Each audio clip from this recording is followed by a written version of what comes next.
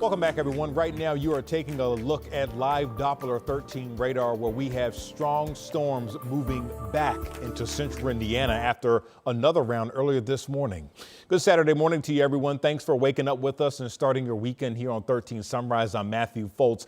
We want to get right to our Lindsay Monroe, who has been tracking really the storm, severe weather that we've seen earlier this morning, Lindsay, but now you're saying we get another line of storms, but they probably won't be that severe. Is that right? You know, really anything over the next few hours is going to be possible. We just had an update from the Storm Prediction Center, and that elevated the risk for southern Indiana under a level 2 of 5 once again.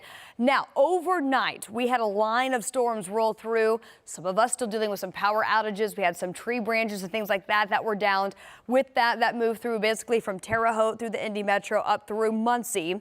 That kind of worked over the atmosphere, and now we're seeing a secondary line of storms move in, and these have all been below severe limits. However, with that being said, the potential is still there, especially in southern Indiana, where we've had a little bit of time for the atmosphere to recover a bit, that some of those storms could elevate to severe limits, with that primary threat being damaging wind gusts.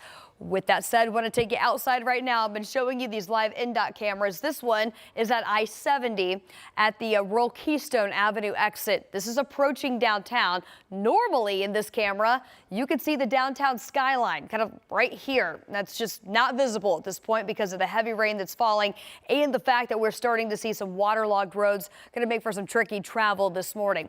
We also have some lightning embedded within some of this. So I want to start where we are seeing the most intense part of this line. This is still below severe limit, so that's good news. But where we see this red, the leading edge starting to push outward, kind of a good indication that we could potentially see a gust front or some more intense gusty winds kind of on the leading edge of this. Moving into Nashville now, going to track across Brown County, more of an east-northeasterly track. Now just north of there, heavy rainfall and a few lightning strikes have been indicated on radar throughout the Indianapolis metro. We've got a pocket of some very heavy rainfall, perhaps even some gusty winds in between Greenwood and Beech Grove. And then the secondary area starting to kind of bow out here between Henry County and down into northern portions of Rush County. Some lightning as well. Very heavy rain getting ready to move into the Newcastle area. We're going to monitor this cold front as it moves through. It continues to keep storms in the forecast, especially this morning. Got the latest timeline and the latest from the Storm Prediction Center and the full forecast.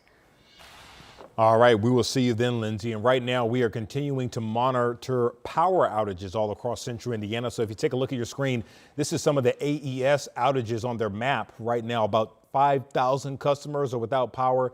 These numbers, of course, will continue to change. Duke Energy, however, looks like to be around 4,000 people without power on their map. So, of course, we will continue to follow these outages and keep you updated throughout the morning, both on air and online at WTHR.com. And this morning, we're also learning that the 15th annual Carmel Marathon has now been canceled due to severe weather. That announcement coming earlier this morning on their Facebook page as well as their website. Now, we do know this is a big race where you can also qualify for the Boston Marathon. There's also a 5K, 10K, and half marathon. Right now, organizers say they're still working to determine when this race will be rescheduled.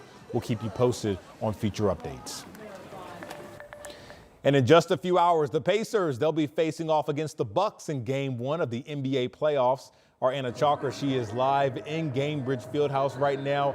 Anna, it looks like it's a sea of gold behind you. It looks like they got all the shirts laid out. Lots of excitement building up.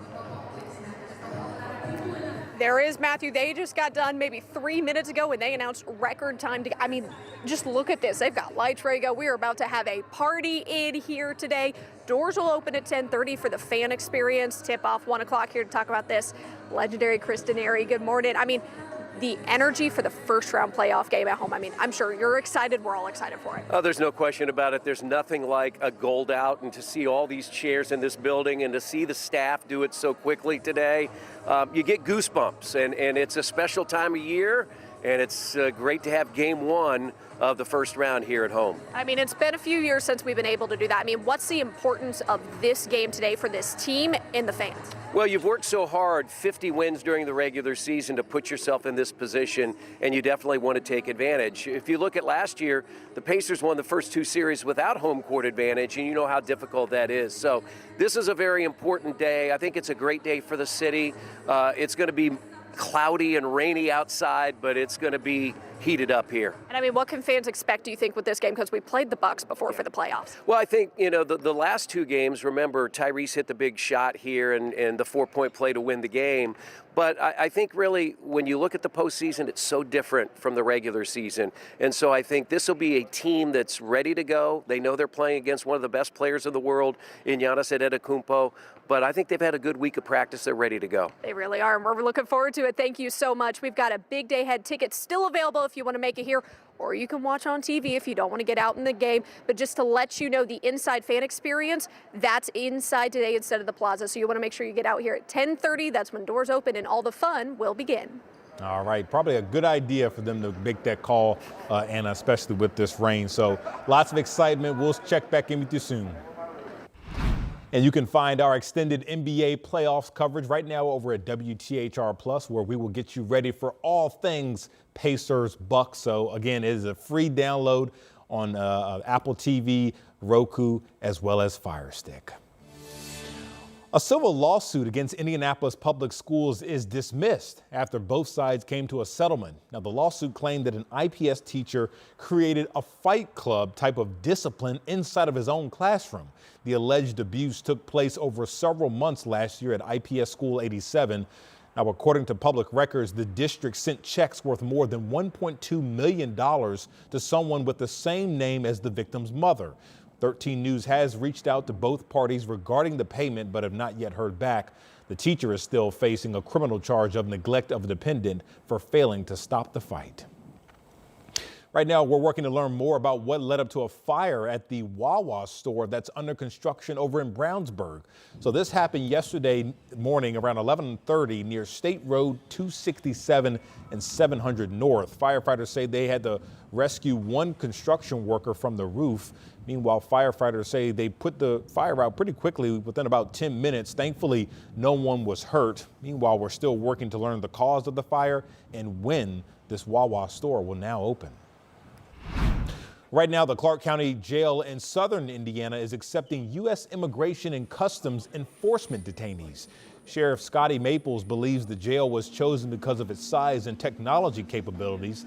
He says the jail can house about 46 people under this agreement. They are now awaiting hearings with a federal judge. Then they'll be transferred to a different location.